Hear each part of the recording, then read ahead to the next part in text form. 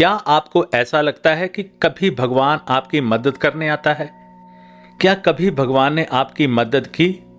भगवान को तो छोड़ो, अब तो बहुत से लोगों को यह भी लगने लगा है कि कोई बाबा या कोई बोबो उनकी मदद करते हैं और उनकी जिंदगी को संभालते या चलाते हैं। क्या वास्तव में ऐसा हो सकता है? क्या इन बाबाओं या बोबों को या भगवान को आपकी समस्या का पता है? या क्या उनके पास आपकी बात सुनने के लिए समय भी है? तो इन सभी प्रश्नों का एक ही उत्तर है, नहीं।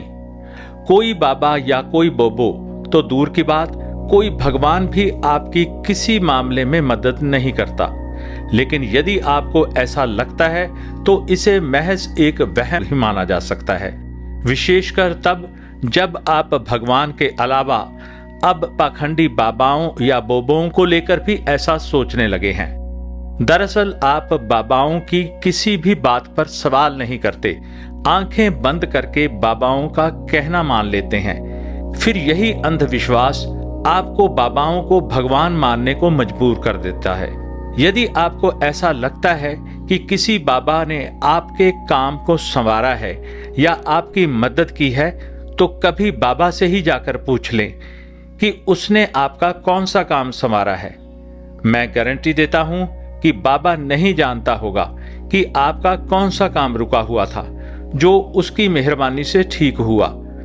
यकीन को और भी पक्का करना हो तो बाबा से अपने किन्हीं 2-4 मित्रों या रिश्तेदारों के नाम ही पूछ लेना, तो आपको पता चल जाएगा कि बाबा सिर्फ ढोंग कर रहा है। उसे अता पता कुछ भी नहीं है और ना ही उसके पास कोई अलौकिक शक्ति है। खासकर आपकी मदद करने वाली तो कतई नहीं है। हाँ, आप बाबाओं के डेरों में जाकर मुफ्त की मजदूरी करते हैं, यह जग जाहिर है।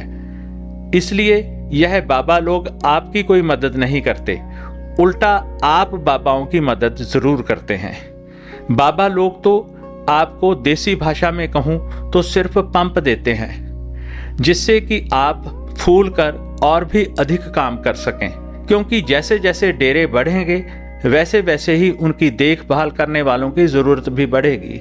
झाड़ू पोंछा लगाने से लेकर टाट बिछाने, स्पीकर लगाने, बाबा के प्रवचन सुनाने, उनके लिए और लोगों को प्रलोभन देकर या डराकर डेरों के साथ जोड़ने का काम भी आप लोग ही करते हैं। दरअसल होता कुछ ऐसा है कि आप जिस किसी भी मुसीबत में होते हैं तो आप उस मुसीबत से निकलने के लिए दुआ करते हैं। यह बिल्कुल उस हिरण और शेर की तरह होता है जब एक हिरण के पीछे एक शेर भाग रहा है।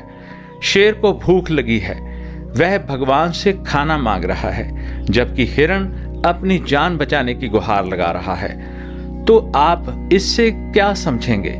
यदि शेर ने हिरण को मार लिया तो भगवान ने शेर की सुन ली, और यदि हिरण बचकर निकल गया तो भगवान ने हिरण की सुन ली। जबकि जानवर अपनी जान बचाने के लिए किसी की फरियाद नहीं करते। शिकारी के हमला करने पर डरकर आड़ी तिरछी रेखा में भागते हैं, और प्रकृति ने उन्हें यही सिखाया भी है।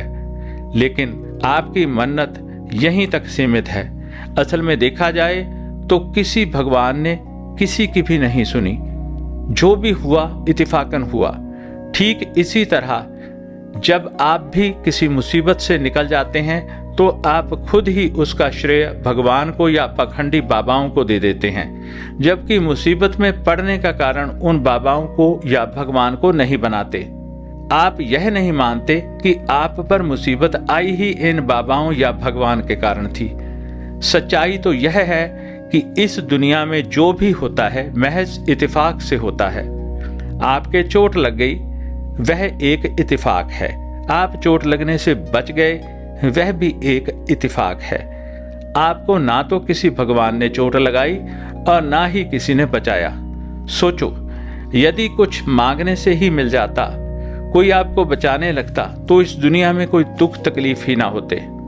सभी लोग मन्नत मांगकर ही ठीक हो जाते, मन्नत से ही बीमारियां ठीक हो जाती, अस्पतालों की जरूरत ही ना रहती, मन्नत मांगने से ही नौकरी मिल जाती, मन्नत मांगने से ही परीक्षा में पास हो जाते, स्कूल जाने की जरूरत ही क्या थी, मन्नत मांगने से ही जेल से छूट जाते, मन्नत मांगने से ही आपके सभी बिगड़े काम संवर जाते।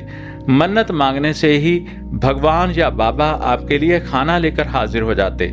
मन्नत मांगने से ही मृत्यु भी टल जाती और आप हमेशा के लिए अमर हो जाते, जबकि ऐसा होता नहीं है।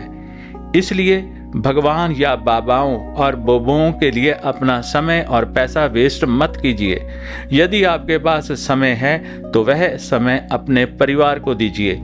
अपनी मेहनत से कमाया हुआ पैसा अपने परिवार की खुशियों में लगाइए, ना कि बाबाओं की ऐशो इशरत के लिए और महंगी गाड़ियां और हवाई जहाज खरीदने के लिए लुटाएं। यदि आपको मेरी वीडियो अच्छी लगी हो तो इसे लाइक और शेयर जरूर करें तथा ऐसे और भी वीडियो देखने के लिए चैनल को सब्सक्राइब कर लें। धन्यवाद।